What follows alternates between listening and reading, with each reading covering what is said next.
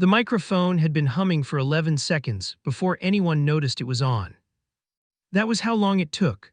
11 seconds of dead air inside the Grand Meridian Convention Center, Hall C, on the fourth floor of a building that charged $12,000 a day for the privilege of its marble floors and its floor-to-ceiling glass. 11 seconds while 432 attendees of the National Infrastructure and Urban Development Summit sat in tiered rows, badges around their necks, lanyards printed in 4 colors, coffee cooling in paper cups branded with the summit logo. The man in the last row had raised his hand.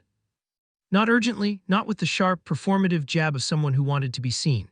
He raised it the way a person raises a hand when they already know the answer, slowly, with the elbow resting on the chair arm first and then the forearm going up at a quiet angle. The way a man lifts a hand when he is not afraid of being ignored, because being ignored has never been the worst thing that has happened to him. The moderator, Dr. Priya Anand, 44 years old, a woman who had moderated 9 of these summits in 7 years, saw the hand. She hesitated. The session was already running 4 minutes over. The keynote speaker, Marcus Holt, Senior VP of Urban Development at Caldwell-Ryne Group, one of the largest infrastructure firms in North America, was mid-sentence. He had been mid-sentence for most of the morning. She gave the man in the last row a polite, apologetic smile, the kind that means not now. He kept his hand up. Someone in the 8th row turned around to look, then someone else. A ripple the way ripples move through still water, not dramatic, not sudden, just steady and outward. Marcus Holt stopped talking. Not because he was asked to, not because the moderator cut him off. He stopped because the silence that had followed the man's raised hand was a different kind of silence than the polite attention that had filled the room before. This silence had weight. This silence had a question inside it. Yes, Dr. Anand said at last into her microphone. Sir, go ahead. The man in the last row stood up. He was wearing a maintenance worker's polo shirt, dark navy blue, the kind with a small embroidered logo on the chest. His badge, the kind they gave to venue staff, not summit delegates, a white badge with a red border hung from a clip at his collar. He was holding a rolled conference program in one hand. He smoothed it flat against his thigh. And then he spoke. What he said stopped the room completely. Not the noise stopped in the first 2 seconds, the way noise always stops when someone unexpected speaks. What stopped was something beneath the noise. The momentum, the direction of the entire morning, the shape of what everyone in Hall C had assumed this day would be. You'd stopped all of that. His name was Daniel Osai. He was 41 years old, though he could have been 35 or 48, one of those men whose face does not age in ways that are easy to read, because the lines in it came not from years but from weight, the particular weight of carrying something alone for a long time. He lived in a 2-bedroom apartment on Caldwell Street, which was not named after the firm, though Daniel had noticed the coincidence the first time he saw a Caldwell-Ryne project banner from his kitchen window. The apartment was on the 3rd floor of a building that had once been good and had since become affordable. His daughter Amara was 9 years old. She slept in the larger bedroom. Daniel slept in the smaller one, which had no window, only a ventilation grate that ticked in cold weather. He had worked at the Grand Meridian Convention Center for 2 years and 4 months. His title was Facilities Technician Level 2. His hourly rate was $22.40. He worked the early shift 5:00 a.m. to 1:30 p.m., which meant he was home before Amara's school bus arrived at 3:20, which was the reason he had taken the job and the reason he had kept it. His supervisor was a man named Gerald Park, who was neither cruel nor particularly kind, who initialed timesheets without looking at them and who had told Daniel once that he was reliable, the way someone might describe a piece of equipment they had stopped worrying about. Daniel had thanked him, he meant it. His tools were on a rolling cart. Gray wheels, a squeaky left front caster that he had submitted a repair request for twice and stopped submitting after that. He carried a multimeter, a set of hex keys, 3 flathead screwdrivers in graduated sizes, a roll of 18-gauge wire he had brought from home because the stockroom brand kept fraying, and a small photograph in a zipped side pocket of the cart, not visible unless you unzipped it, which no one but Daniel ever did. The photograph was of a woman named Edwoa. She had been 38 when it was taken. She had been 39 when she died. Amara had been 3. The cancer had moved the way some things move, not with drama, not with warning, just with the steady, factual indifference of a tide. Daniel had not spoken about this to anyone at the Grand Meridian. He had not spoken about it to most people anywhere. It was not a secret. It was simply his, the way the ventilation grate was his, the way Amara's drawings on the refrigerator were his, a private geography that he did not need strangers to walk through. What people noticed about Daniel, if they noticed anything, was that he was thorough. He checked work others had already signed off on. He releveled cable runs that were 4 degrees off.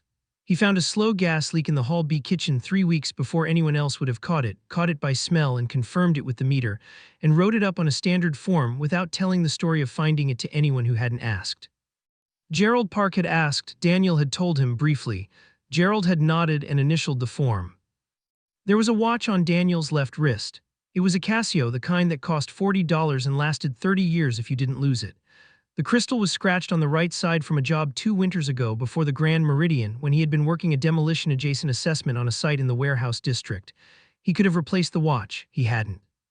He checked the time the same way he did everything, without fuss, with the specific awareness of a man who knows that time is not money but is something more finite. The morning of the National Infrastructure and Urban Development Summit, Daniel had arrived at 4:52 a.m. Hall C required a full pre-event check. 432 chairs, a raised stage with a modular AV system, a house PA installation that the summit's own technicians would override with their portable board.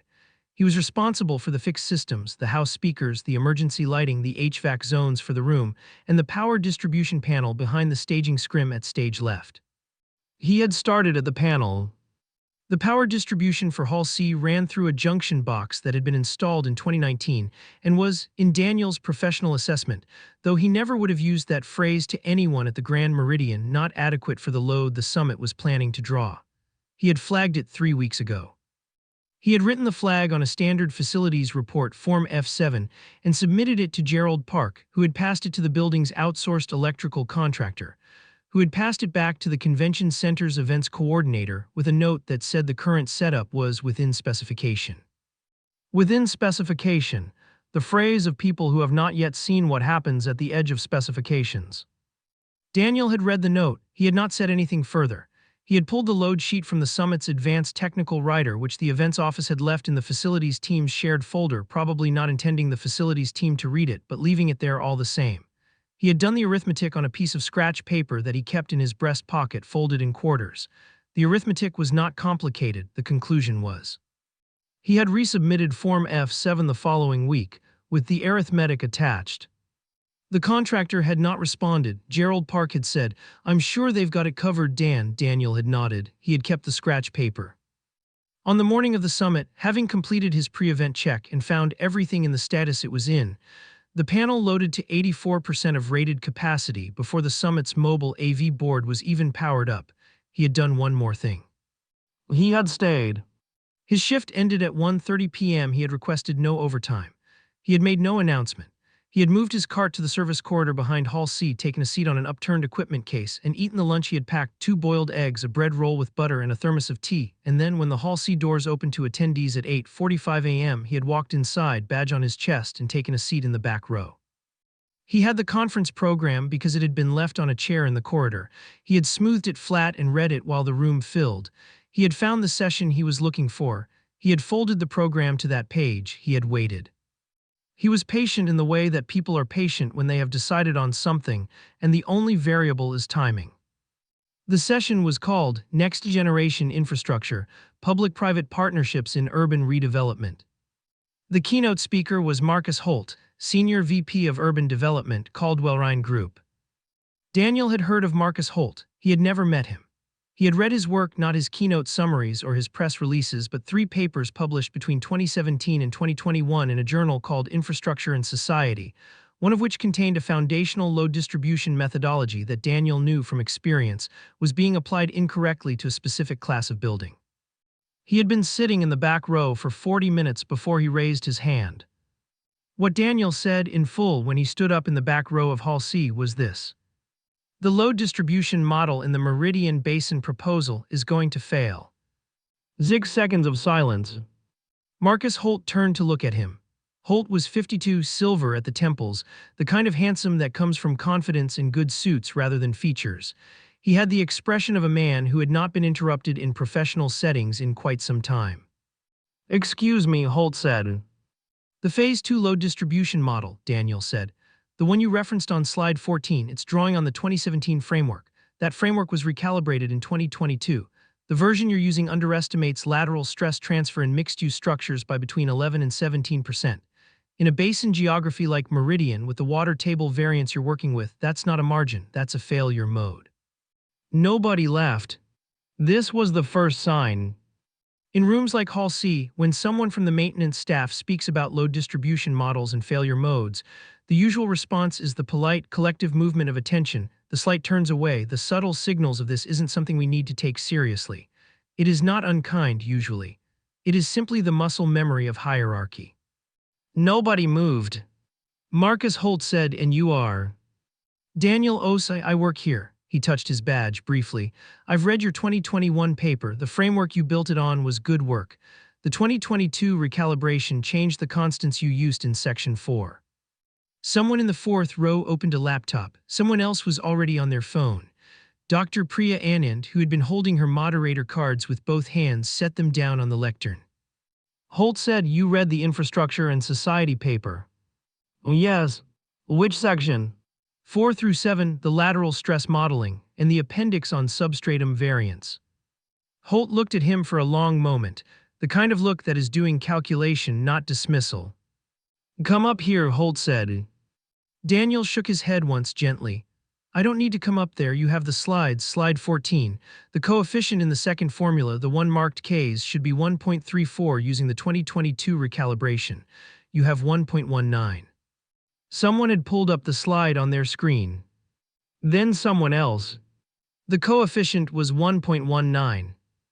The session ended 17 minutes early, not in disorder in the purposeful, rapid way that rooms reorganize when something significant has shifted. Priya Anand announced a break. She used a calm voice. Her hands were not calm. She gathered her cards 3 times before she stopped touching them. Marcus Holt came down from the stage. He did not go toward the coffee station where the clusters of consultants and project managers were already forming, already leaning together in that way that means, did you see what I just saw? He walked directly to the back row. Daniel was still in his seat. He had straightened the conference program on his knee. He was looking at it. Mr. Osei, Holt said. Oh, yes. Holt sat down in the chair beside him. The chair was the plastic stackable kind, the kind that cost $40 apiece in institutional quantities. Marcus Holt, in a suit that cost more than Daniel made in a month, sat in it without seeming to notice. How did you calculate that? Holt said. Daniel reached into his breast pocket, unfolded the piece of scratch paper, placed it on the program on his knee, and turned it so Holt could read it. Holt looked at it. He looked at it for a long time. He was the kind of man who could read this kind of arithmetic quickly, and he was reading it slowly, which meant he was checking it. This is right, Holt said. I know, Daniel said. Where did you study? Kwame Nkrumah University of Science and Technology, Civil and Structural Engineering. I did my master's at UCL. La pause. When did you graduate? 2008, master's in 2010. Daniel looked at his watch. I should check the HVAC panel before the break ends. The room will get warm with the doors closed. He stood up. He folded the scratch paper back into quarters and put it in his breast pocket. He picked up the conference program. Mr. Osei, Holt said. Daniel waited. Will you stay for the afternoon session? I'm not on shift. I'll have the summit office issue you a delegate badge. You'd be doing us a favor. Daniel looked at him, not with suspicion, not with warmth, with the considered attention of a man deciding whether a thing is worth his time. I'll check the panel first, Daniel said, then I'll think about it. He stayed. He sat in the same back row, now with a green delegate badge clipped over his red facilities badge. He did not move forward. He did not volunteer anything further. When the afternoon panel, a discussion on the Meridian Basin project, now running in a significantly different register than it had been planned, opened the floor for questions, he did not raise his hand again. He had said what needed to be said. But the room had not finished with him. A woman named Victoria Crane had been watching him since 11:15 a.m. She was not watching him the way most people in the room were watching him, with the fascination of a surprise, the novelty of a man in a navy polo shirt who had derailed a keynote. She was watching him with the focused attention of someone calculating. Victoria Crane was 56 years old.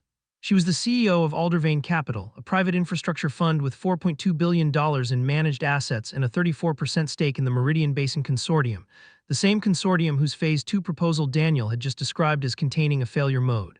She was tall, with gray at the front of her hair that she had stopped coloring 2 years ago and which had since become, in the way of these things, a kind of signature. She wore a watch that cost more than Daniel's car. She had been a civil engineer herself 30 years ago, before the money had pulled her into the management of it. She had understood, in the moment Daniel said 1.19 should be 1.34, exactly what he meant. She had also understood something else.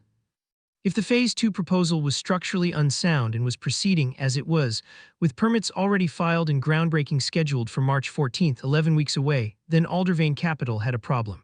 A problem measured not in embarrassment but in liability. In the kind of nine-figure liability that reordered the fortunes of firms and the careers of everyone attached to them. She needed to understand who Daniel Osai was.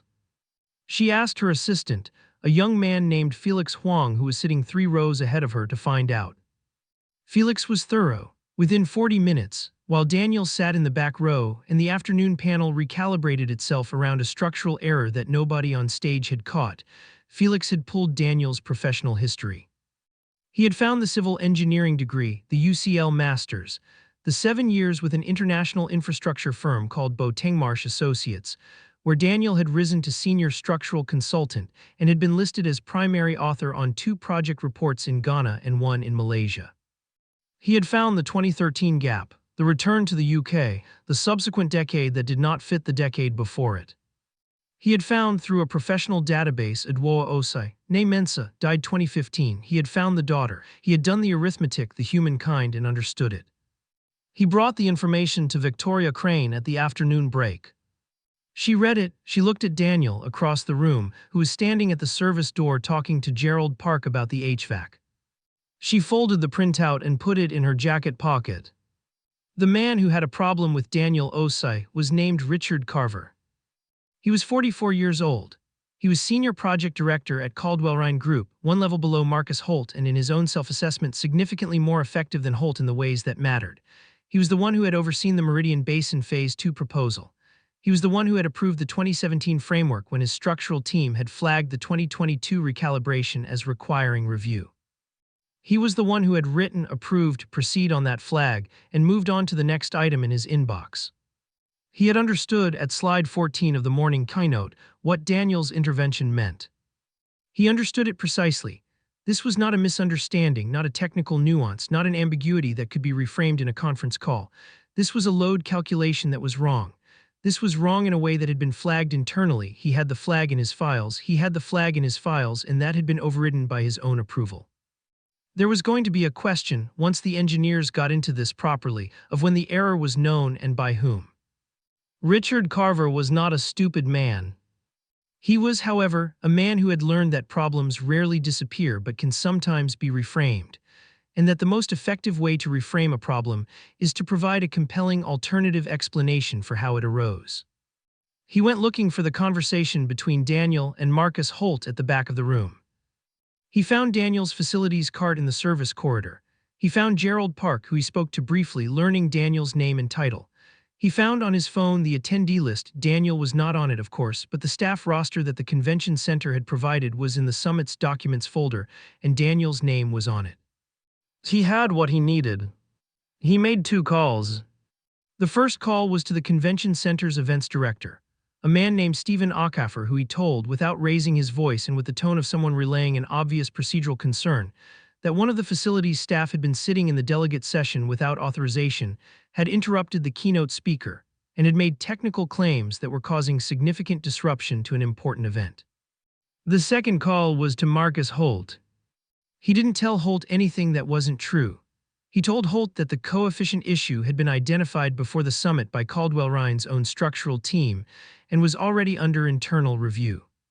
He told Holt that the man in the back row was a maintenance worker with no current professional credentials who had, through access to internal project documents that were in the facilities team's shared folder, which was a data governance issue he would be raising with the convention center management, made statements that were technically arguable but professionally irresponsible.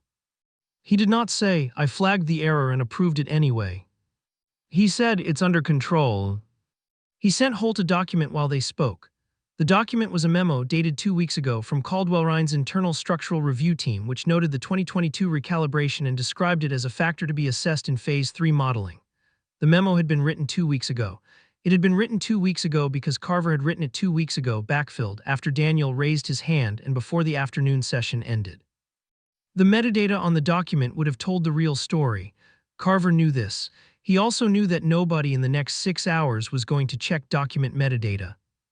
He had 6 hours. That was usually enough. Stephen Acoffer came to the Hall C service corridor at 4:40 p.m. Daniel was at his cart. He was running a continuity check on a power cable that had flagged a warning on the distribution panel, a minor thing, a loose connection, but the kind he would not leave for the next shift. Daniel, Acoffer said, he was a large man, not unkind, but he had the expression of someone delivering a message he did not write. We need to talk. Daniel put down the multimeter. Acoffer told him as accurately and as uncomfortably as he could what Carver had told him: unauthorized session attendance, disruption of a paid keynote event, possible breach of confidential technical materials, an official complaint from a senior representative of one of the summit's primary sponsors. I have to suspend your access badge pending a review, Acoffer said. He was looking somewhere slightly to the left of Daniel's shoulder. It's procedure, I'm sorry, Daniel. Daniel looked at him for a moment. All right, Daniel said. He unclipped his badge. He placed it on the cart. He reached under the cart and took the photograph from the zipped side pocket, the one of Edwoa. He put it in his breast pocket with the scratch paper. Who filed the complaint? He said. I'm not at liberty. All right, Daniel said again. He was not angry. He asked in the same tone he would have asked for a pen. Gerald Park needs to know the cable in Bay 4 has a loose neutral. It's not urgent, but it should be done before Thursday's event. He picked up his jacket from the equipment case. He put it on. He nodded once to Acoffer. He left. Victoria Crane had been watching the service corridor from the Hall C door. She saw Acoffer go in. She saw Daniel come out, badge gone, jacket on, moving with the same unhurried purpose that he had moved with all day. She saw his face briefly as he passed under a fluorescent fixture in the corridor, not defeated, not angry, not ashamed. Contained. The way a body of water is contained by its banks without being diminished by them. She followed him. Mr. Ozai. He stopped, turned. My name is Victoria Crane, she said. I'm the CEO of Aldervane Capital. He waited. I know what just happened, she said. I need you to understand something. The Meridian Basin Consortium has $4.2 billion in commitments. If there's a structural failure in Phase 2, those commitments become liabilities and people get hurt. Actually get hurt in buildings. He was looking at her with the same careful attention he had given Holt. I've seen your record, she said. I know who you are, I know why you're working here. She paused. I'm sorry for what just happened to you. You don't need to be sorry, Daniel said. Someone filed a complaint because they're worried about what I said. What I said is still true regardless. I know it is, Victoria said. I worked structural for 9 years before finance. I know it is. She paused. What do you need? He looked at her not with suspicion, not with gratitude, with the assessed steadiness of a man deciding whether a thing is worth his time. Nothing tonight, he said. I need to pick up my daughter. He looked at his Casio. I'm about to miss the bus, he said, and he walked toward the stairwell door. Felix Huang was 26 years old. He had a master's degree in economics from Cornell, had been Victoria Crane's assistant for 14 months, and had the instinct, uncommon and not taught, of knowing when something he had seen was going to matter later. At 6:20 p.m., in the business center of the hotel adjacent to the Grand Meridian, with his laptop open and Victoria Crane standing order to find out everything still active in his inbox, Felix found the document metadata. He had been looking at the Caldwell-Ryne memo, the one Carver had sent to Holt during their phone call. Felix had obtained it through a contact in Holt's office, a junior analyst who had forwarded it in good faith as part of an ongoing information share between their teams. The document properties took 4 seconds to open. The document had been created on the same day as the summit, at 2:47 p.m., 11 minutes after Daniel spoke in the back row. The document was dated 2 weeks prior. Felix sat back in his chair. He looked at the screen. He looked at his phone. He thought about what he was looking at and what it meant, and the specific kind of gravity that attaches to a piece of information at the exact moment you understand it is not just information but evidence. He called Victoria Crane. She listened without speaking. When he was done, she said, "Send me a screenshot, then send it to your personal email as a backup." A pause. "Good work, Felix." She hung up. She was sitting in the hotel restaurant, a half-eaten plate of food in front of her. She looked at the screenshot when it arrived on her phone. She looked at it for a long time. Then she looked up Richard Carver's direct number. She did not call it. She looked at the restaurant, the other people at their tables, the low warm light, the sound of a conversation somewhere behind her. She thought about the Meridian Basin. She thought about groundbreaking in 11 weeks. She thought about the 1.19 that should be 1.34 and the specific physical facts of what happens to mixed-use structures in a basin geography when lateral stress transfers at a rate that nobody planned for. She thought about a man who had gone to pick up his daughter. She put her phone face down on the table. She picked up her fork. She tried to eat. She didn't recognize the expression on her own face in the window glass. By 9:00 a.m. the next morning, three things had happened. First, Marcus Holt's structural team, awakened to the coefficient error by the previous day's events, had begun a full technical review of the Phase 2 load distribution modeling. By 8:15 a.m., they had confirmed the error and were in emergency contact with the Meridian Basin Project Office. Second, Richard Carver had been in his office at 6:00 a.m. on calls to Singapore and Dubai, where two of the consortium's anchor investors were based, running a version of events in which the error was minor, already known and well managed. The investors were not yet alarmed. They would be once the structural team's findings were formalized. He was working against that clock.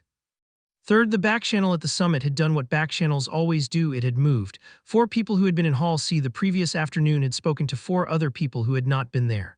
By morning, the incident had a shape in professional memory, the maintenance worker who stopped the keynote. The shape was not yet a story with an ending. It was waiting. Victoria Crane arrived at the Grand Meridian at 8:30 a.m. She went directly to the facilities office on the lower level. Gerald Park was at his desk. He looked startled to see her. Her name badge was from yesterday, delegate lanyard, gold-bordered, the kind that opens certain doors. "I need to contact Daniel Osai," she said. "Can you give me his number?" "I'm sorry, Ms.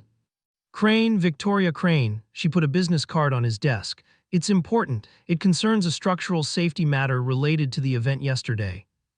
Gerald Park looked at the card. He looked at it with the expression of a man deciding how much this was his problem. He looked up Daniel's record. He wrote the number on a post-it note. He slid it across the desk. "He's a good worker," Gerald Park said. "He said it the way people say things they wish they had said sooner." Daniel answered on the second ring. "Mr. Osai, Victoria Crane, I apologize for calling early." "It's all right, I'm up. I have something you need to know, and then I need to ask you something." He listened. She told him about Felix's discovery, the metadata, the backdated document. She told him as plainly as she could what it meant, not just for Caldwell-Ryne but for the consortium and for the project and for the 11 weeks. He did not speak while she talked. He was quiet in the way of someone who is processing information, not in the way of someone who is surprised by it. When she finished, he said, "Has anyone contacted the permit authority?" "Not yet, that's what I want to." The permit authority needs to see the original load distribution documents, the flagged review from Caldwell-Ryne's internal team, and the timestamp on the document Carver circulated yesterday.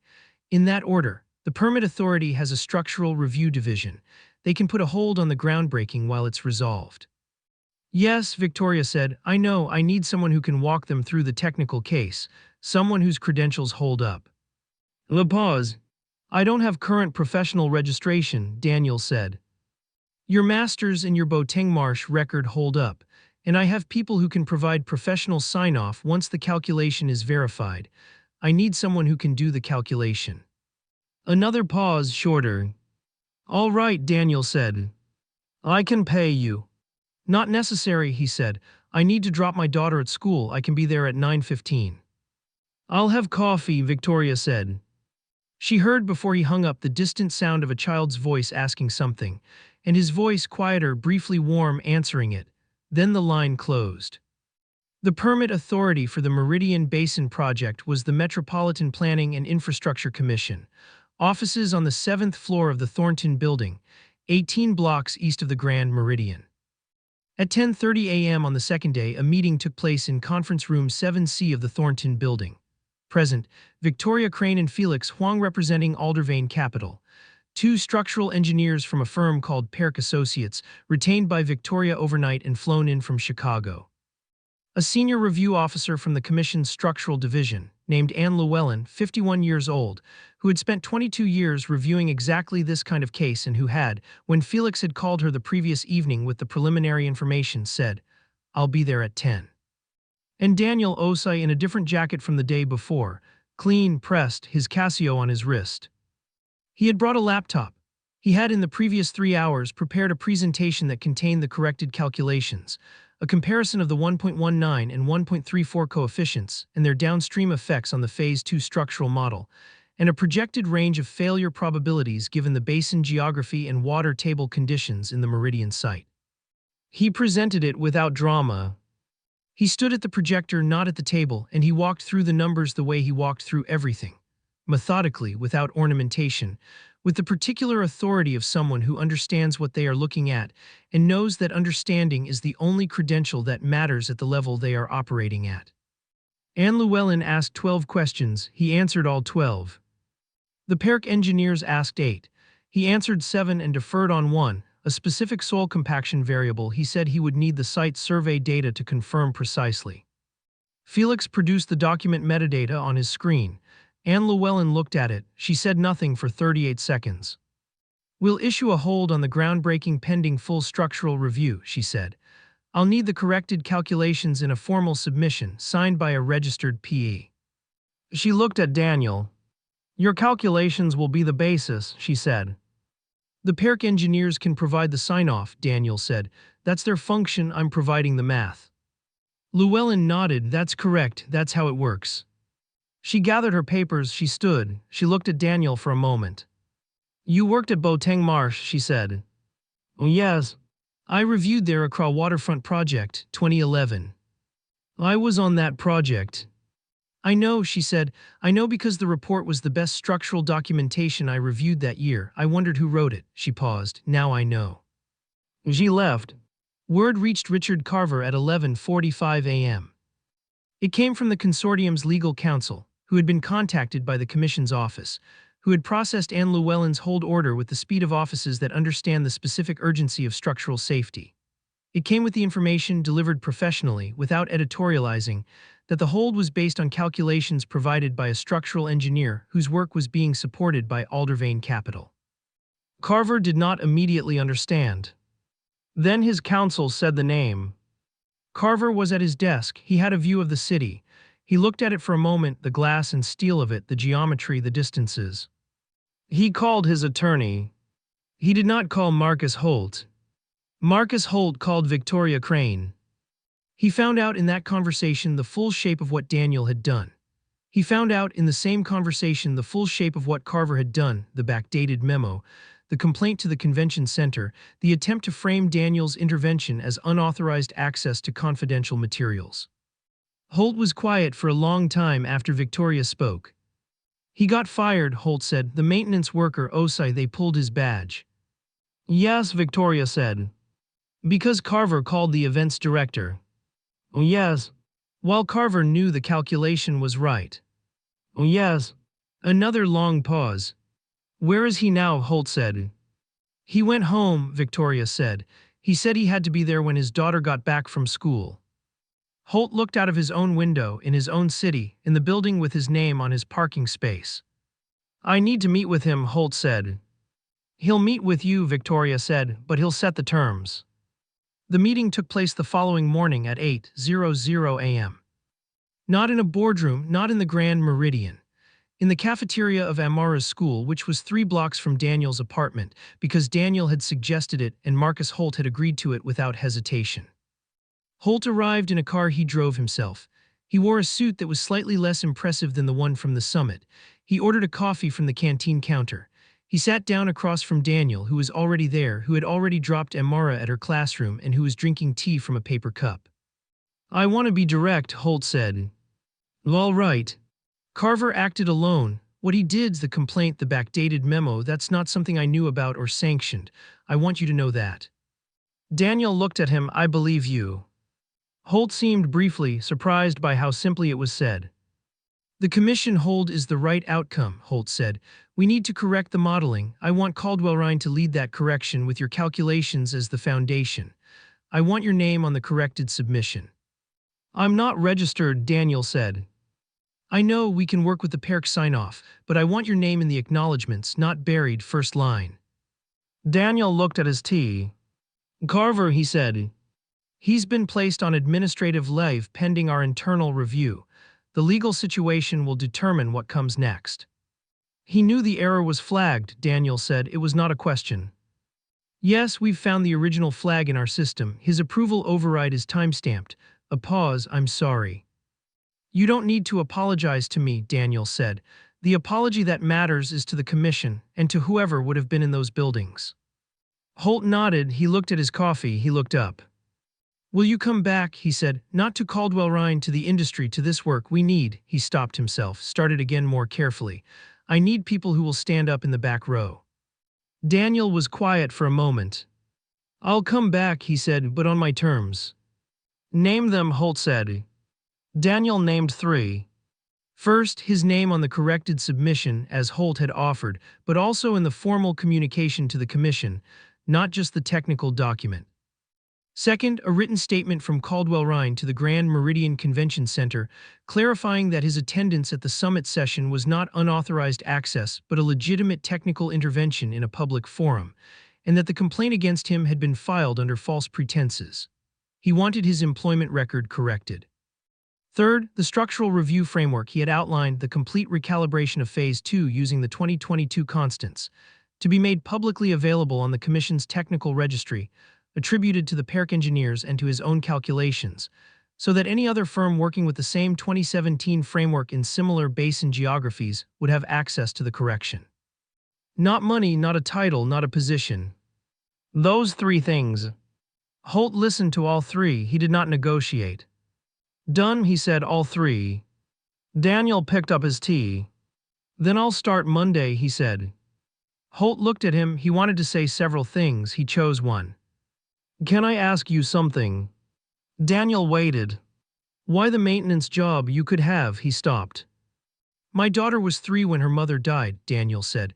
She needed someone home at 3:15 every day, not sometimes, every day. He paused. There isn't a title worth more than that. Holt had children. He was thinking about them. Daniel could see that he was thinking about them. No, Holt said quietly, there isn't. The corrected Phase 2 structural submission reached the Metropolitan Planning and Infrastructure Commission on a Thursday, 6 days after Daniel raised his hand in the back row of Hall C.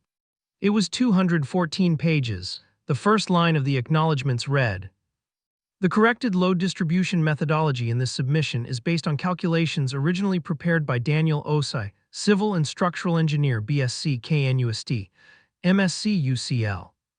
The Commission's Structural Review Division processed the hold and the resubmission simultaneously. Anne Llewellyn led the review. She sent one email during the process to Felix Huang, who had been her point of contact. The email contained 3 words, "This is correct." The groundbreaking for Phase 2 of the Meridian Basin project was rescheduled. Not canceled, rescheduled, for 6 weeks later than originally planned. This was, given what the original timeline would have produced in a basin geography with those water table variances and a load distribution error of 11 to 17%, the most significant 6 weeks in the project's history. Nobody at the groundbreaking ceremony would ever know this. The people who would eventually live and work in the Meridian Basin buildings would never know it either. The buildings would stand. The structures would bear the loads they were designed to bear. The foundations would sit at the correct depth in the correct substratum. None of this would be visible. None of it would be celebrated. It would simply be true. That was the point. On the day the resubmission was filed, at 3:10 p.m., 5 minutes before Amara's school bus arrived, Victoria Crane knocked on the door of Daniel's apartment. She had driven herself. She had found the address through Gerald Park, who had given it to her after she explained why, and who had, in the process of explaining, looked at his desk in a specific way and then looked back at her and said, "Tell him I'm sorry I didn't push back harder on the flag." She had told him she would. She knocked, she waited. The door was a regular door in a regular hallway. It smelled of cooking and of the cleaning products of apartment buildings everywhere. Daniel opened it. He was in a t-shirt and jeans. He had been working. She could see past him the kitchen table with a laptop open, a pad of graph paper covered in pencil lines, a mug of something. "Ms. Crane," he said. "The submission went through," she said. "I thought you should hear it directly." He nodded once, not with relief, with the satisfaction of a thing that has been finished, the way a joint is satisfied when the last piece is secured. "Gerald Park asked me to tell you he's sorry," she said. "He said he should have pushed back harder on the flag." Daniel was quiet for a moment. "Tell him it's not his fault," he said. "Tell him the flag was submitted correctly. He did his part." A pause. "He called it in to the right people. His part was fine." She looked at him. "You're giving him absolution," she said. "I'm telling him the truth," Daniel said. "That's different." Behind her from the stairwell came the sound of small feet on concrete stairs, moving fast, and then the door burst open and Amara came through it at the specific velocity of a 9-year-old who's been sitting still all day and is done with it. She was wearing a backpack larger than seemed reasonable for her size. She saw her father and then immediately after registered Victoria Crane with the frank, unself-conscious curiosity of a child. "Hi," Amara said. "Hi," Victoria said. She looked at the backpack. "That's a very large backpack." "I have a project," Amara said. "It's about bridges." Victoria glanced at Daniel. "Is it?" she said. "The longest one is in China," Amara said. "Do you want to see pictures?" "Amara," Daniel said. "It's all right," Victoria said. She looked at Amara. "I'd like to see the pictures." Amara shed the backpack in the hallway, the loud, boneless collapse of a dropped backpack, and went to find the pictures. Daniel stepped back to let Victoria in. She came into the apartment. She saw the kitchen table, the laptop, the graph paper, on the wall, Amara's drawings, as many as the wall could hold, bright colors, big shapes. In the corner of the room, facing the wall, a small framed photograph. Not facing out. She did not ask about it. She sat at the kitchen table where Daniel indicated with a gesture that she could sit. Amara came back with a printed sheaf of pages, the bridge project, handwritten sections and printed photographs stapled at an angle. She put it on the table in front of Victoria and leaned on the table with both forearms to watch her look at it.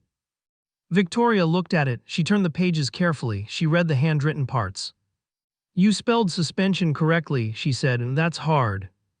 "My dad helped me," Amara said. "Did he tell you he builds bridges?" Amara looked at her father. "He fixes things," she said. "He does that too," Victoria said. The statement from Caldwell-Ryne to the Grand Meridian Convention Center was filed 4 days later.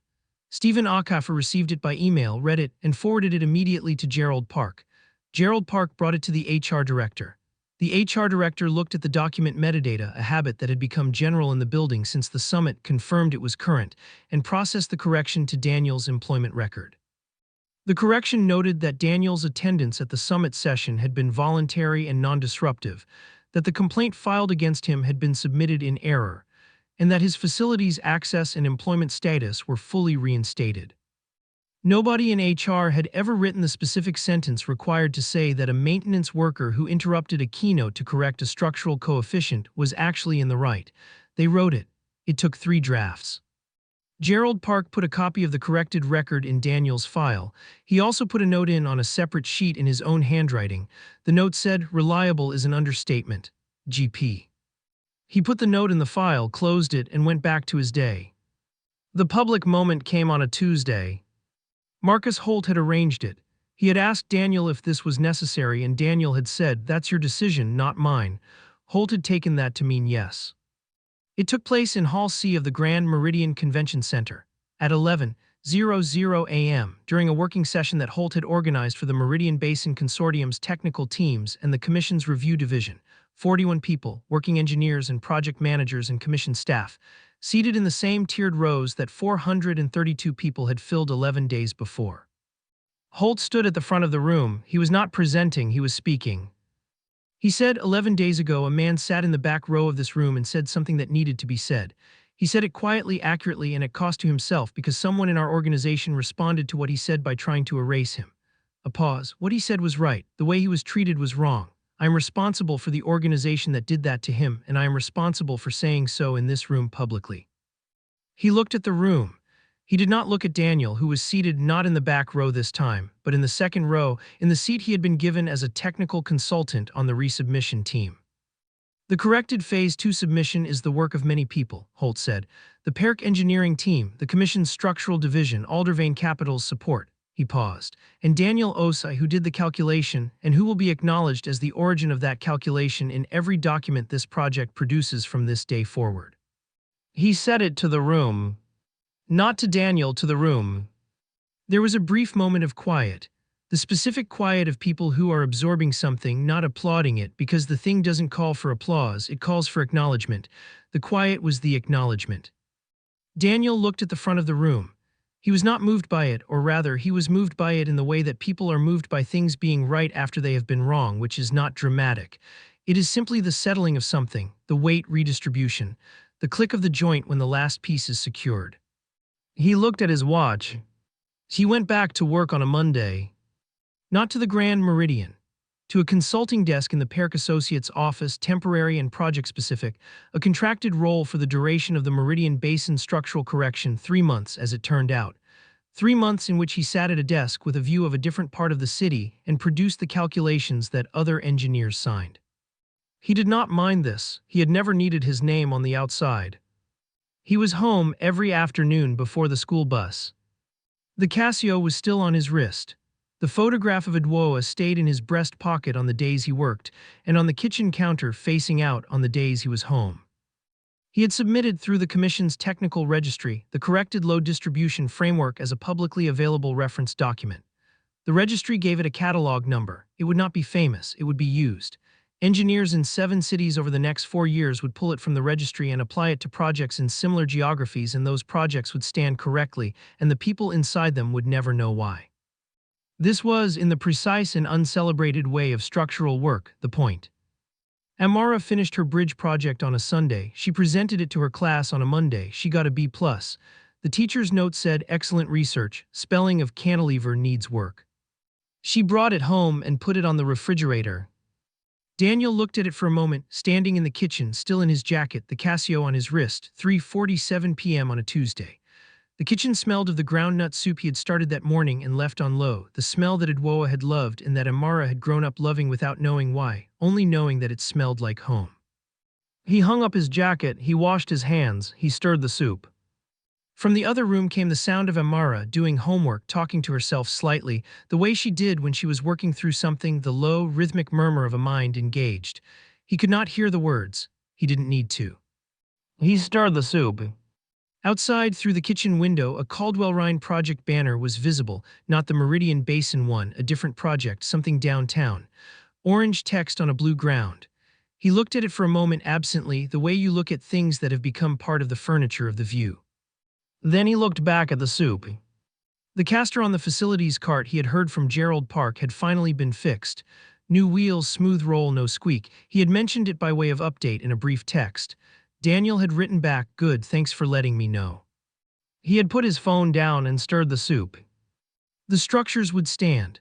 The calculations were in the registry. The photograph faced outward on the kitchen counter, Edwoa 38, in the afternoon light of a specific afternoon that was no longer happening, but had happened and would always have happened.